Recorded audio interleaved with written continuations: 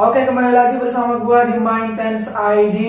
Kali ini gua ditemenin oleh satu kawan saya ini yang agak manis, ya kan? Wah. Bersama siapa nih? Bersama Ricky Adinata. Ricky Adinata. Ki, sapa dulu Ki, penonton Ki. Dan jangan lupa subscribe channel YouTuber. Gitu. Maintenance ID namanya. Ya itulah Maintenance ID. Jangan lupa subscribe ya. Oke. Ricky. Ki dipanggil apa Ki biasanya Ki? Dipanggil Ricky. Ki. Gua panggil Iki boleh nggak? Tidak boleh, nama saya diciptakan oleh orang tua saya Ricky. Ricky. Kalau gua panggil Iki nggak boleh? Nggak boleh. Apa nggak boleh? Karena udah diciptakan oleh orang tua saya dikasih nama Ricky Adinata, namun saya dipanggil Ricky. Kalau gua panggil itu manis mau nggak? Tidak boleh kan kita. Oke, namanya Ricky ya, Ricky. Ki, dari mana Ki sebenarnya asal Ki? Saya asal dari Kabupaten Waikanan, tinggal di Kecamatan Baradatu, Kampung Gunung Katun. Woi, Kampung Gunung Katun. Sapa dulu dong kawan-kawan di rumah. Hai kawan-kawan. Kawan-kawan dari Waikanan ya kan. Siapa aja kawan-kawan dari Waikanan? Hai Farhan, Doni. Banyak ya kawan-kawan dari Waikanan. Banyak kawan-kawan. Oke, Ki. Udah berapa lama Ki sebenarnya di Bandar Lampung ini Ki? Sudah 7 bulan 7 bulan. Ngapain di sini Ki? bekerja. Kerja.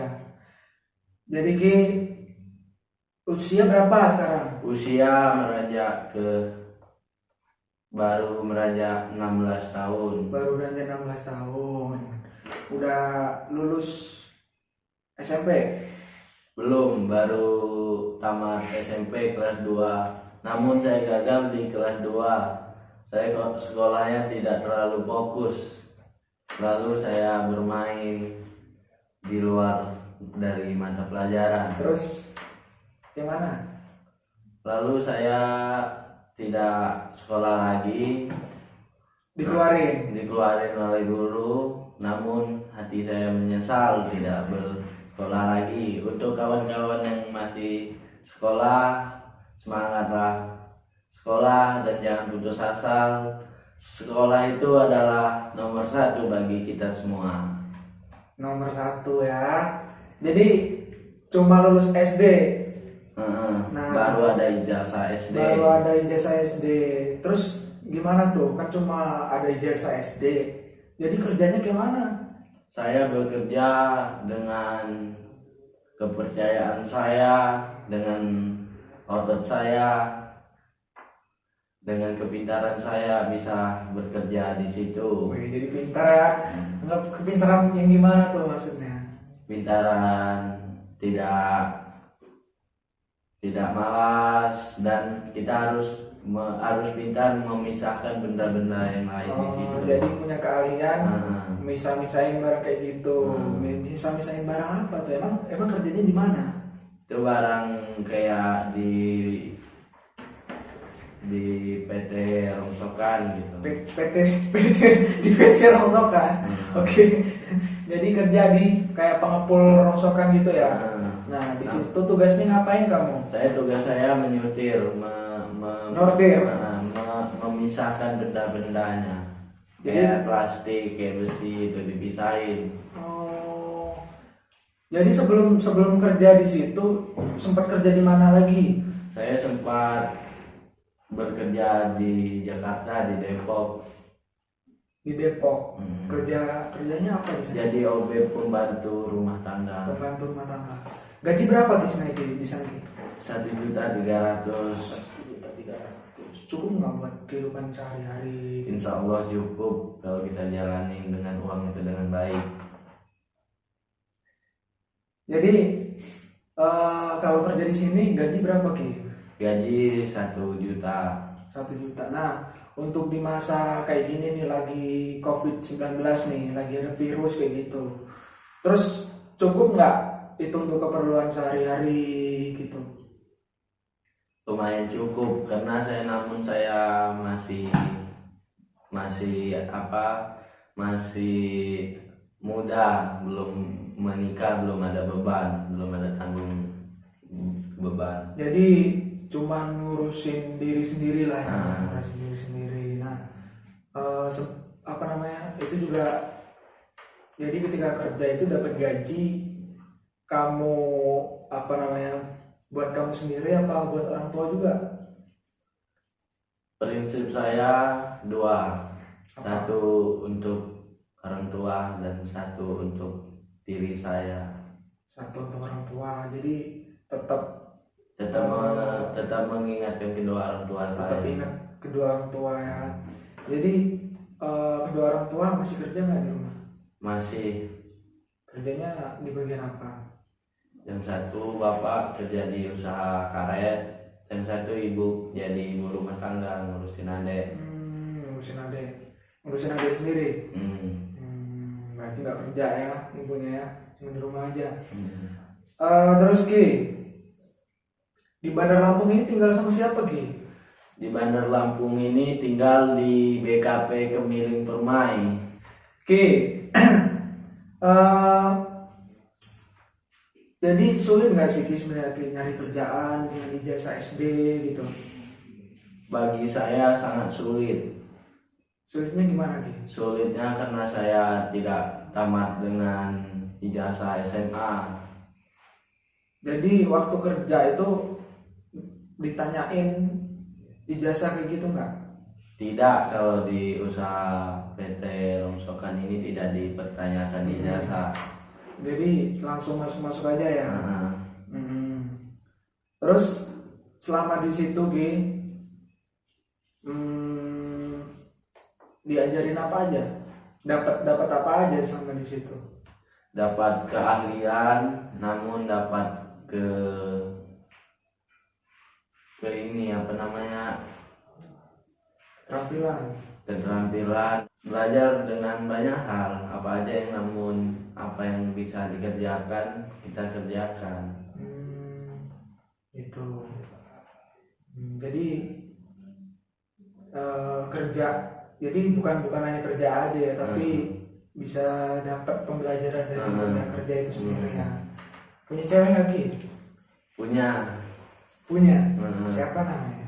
Yang dua di kampung Boy Kanan, yang satu di Bandar Lampung. Playboy berarti kamu Ki. Playboy ya. Tapi prinsip saya sekarang ini saya tidak menguruskan pacar lagi. Saya menguruskan hal kayak mana saya mensukseskan diri saya ke masa dewasa saya ini. Membanggakan orang tua. Ingin membanggakan kedua orang tua, menyenangkan adik-adik kita. Nah, dengan umur kamu yang baru berapa? 16 tahun. 16 tahun nih. Kan itu sebenarnya belum boleh tuh kan. Masih di bawah umur. Masih di bawah umur. Terus kenapa kamu masih ngelakuin itu? Karena saya ingin membahagiakan orang tua saya. Jadi terpaksa ngelakuin itu. Terus pengen gak sih sebenarnya sekolah lagi gitu sama kayak anak-anak yang lain gitu? Pengen, namun sudah tidak bisa.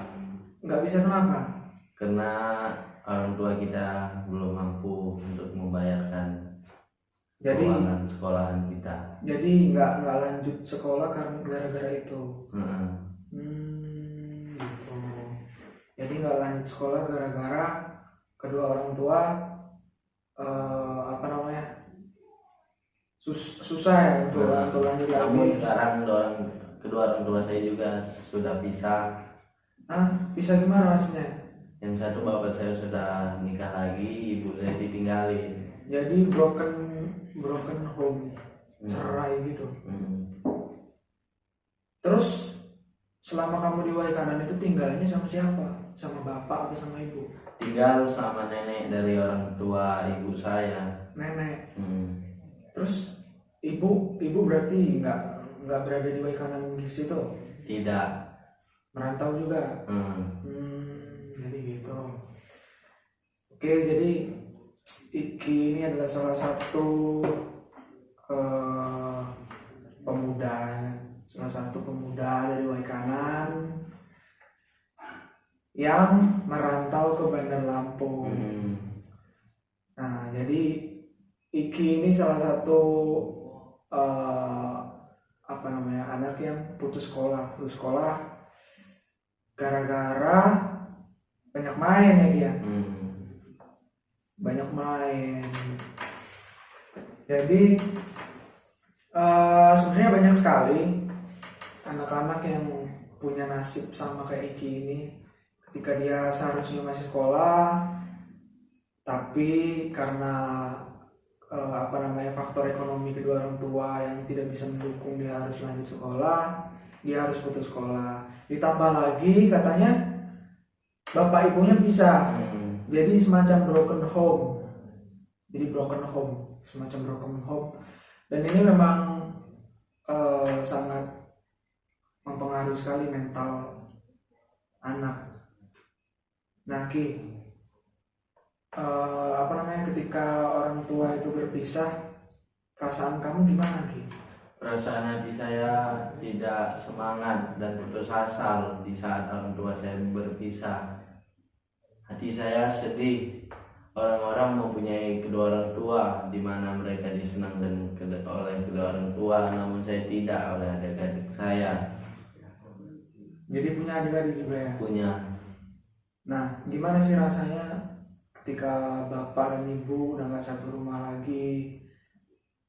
Rasa hati sangat runtuh dan putus semangat. Namun saya pada hari ini saya ingin mesemangatkan diri saya, kayak mana saya bisa sukses tanpa kedua orang tua saya, dengan tenaga saya, dengan keprinsipan diri saya, dengan kehidupan saya saat ini. Saya ingin mensukseskan diri saya. Jadi ingin membuktikan ke kedua orang tua kalau kamu pasti bisa. Oke, itu bagus Ki. Semangat lagi ya. Semangat. Jangan putus-putus, jangan putus asa ya. Ya Ki. Jadi mungkin cukup seperti itu teman-teman. Jadi banyak sekali pelajaran yang bisa kita ambil dari seorang Iki, seorang Ricky ya kan. Ricky yang masih usia belia ini, tapi pengalaman hidup dia, ujian hidup dia udah banyak sekali. Dan ini juga jadi pelajaran juga untuk semua ya, untuk teman-teman semua, untuk kita semua, bahwa memang sebenarnya broken home dan ini dapat mempengaruhi si anak sehingga dapat berkembang